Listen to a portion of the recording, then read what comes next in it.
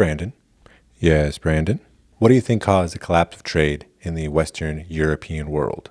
Well, you see, trade ended potentially for two different reasons, or really one reason or one big event that had two separate different kind of realms that met together. The first one that caused trade and the potential economic collapse of the Western world, old Western Empire, and what I'm calling at the moment the Western Roman Empire collapse. The first thing that caused it was the Gothic Wars. So when the Germanic tribes came in and conquered or migrated, what you look at, all of the Western Roman Empire and set up all the kingdoms, they still had trade and communication with Africa and Asia. The communication and trade didn't really stop between the Visigothic Empire in Spain and the Ostrogothic Empire in Italy. Actually, for a while, they had the same king under Theodoric the Great. Same thing happened between the Ostrogoths in Italy and Justinian in Constantinople. Amalasuntha and Justinian had a communication with each other, and he was actually going to protect her if anything happened. Unfortunately for her, that did not happen, and he was not able to save her. But we have this communication between all these different kings until the Gothic Wars, after Amalasuntha is murdered by, depending on who you believe, by someone in her area, whether it's her co-regent, her mother, whoever it was, most likely the co-regent. And she's now dead. And then Justinian, Emperor Justinian of Constantinople, he uses that as a way to go free Italy and bring it back into the Roman fold. Unfortunately, this would be an incredibly devastating war to Italy. This would actually be the second war Justinian would have with a Germanic kingdom. First, he would send General Belisarius to go fight the Vandals in northern Africa, and that would be an incredible victory for the Byzantine Eastern Roman Empire. They would crush the Vandals in about a year. Belisarius became this super famous general. It went great. That would not be the case with the Ostrogoths in Italy. The Goths living there would put up more of a resistance than the Vandals did, but Italy is also a very different place geographically. This would cause mass famine, plague, disease all across Italy. It would render Italy barren wasteland for decades. It would take years and years and years for them to recover. On top of that, you would then also have the Lombards come in, and since there was so much territory already open, they just kind of took what they wanted up until a certain point. Then they got a little more resistance than they wanted, but they took a large portion of northern Italy. So those two events, we'll kind of combine as one event, was the first major reason why the trade or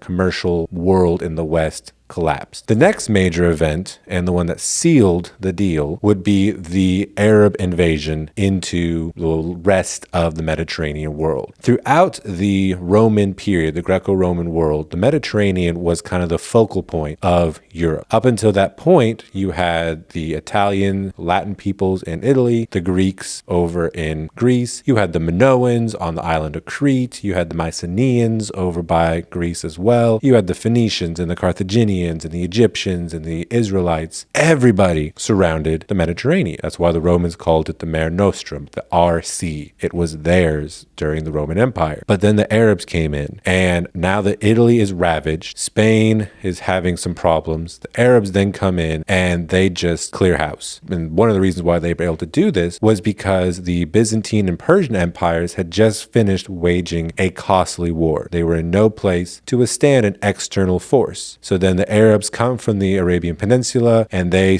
do a two-pronged fork and they destroy the Persian Empire and they start just hacking away at the Byzantine Empire. This would not be the end of the Byzantine Empire. It would last almost 1,000 years more. But what it did do was it lopped off some of its greatest arms. So Egypt, Syria, and Spain would all fall very quickly to the Arab invasion. And what this would do was it cut off the routes traditionally used by Western Europe. So now Italy is devastated. They cannot withstand what they need to do as commerce. They're trying to rebuild. Now you have Spain is cut off. The Mediterranean Sea is no longer the Roman sea that it once was. And now it can't withstand the troubles that the Mediterranean has. There's now piracy again. The sea itself was not very safe. You had to use certain islands to hop across and you needed ports to move around. But now 3/4 of the sea belongs to the Arab caliphates. And no longer is it as safe for the Western Christian world to just navigate as they will. They have to go through different barriers, and sometimes those barriers were permanent and you could not cross, and sometimes they were malleable and you could move around and kind of bribe your way through or stuff like that. But at this point, and this kind of ends with 730 with the invasion of Francia, where we get to Charles Martel and that whole famous story. So now the Arab invasion is broken, but they still own all of Spain, all of Northern Africa, all the Middle East, and they're starting to take islands still. There's still war going on, but their main advance is stopped. Now their advance is stopped. Europe has to figure out what they're going to do. Trade is virtually ended. At least this is what we're told through authors like Henry Perrin and some of the other economists at that time, that things are now crumbling, but they wouldn't be permanent. So the economic collapse that we see shortly after the Roman Empire doesn't even start until almost a century and a half after the Roman Empire falls. So the Roman Empire falls in 476, but we don't see the commercial collapse that we would see later. That doesn't happen until, again, Amalasuntha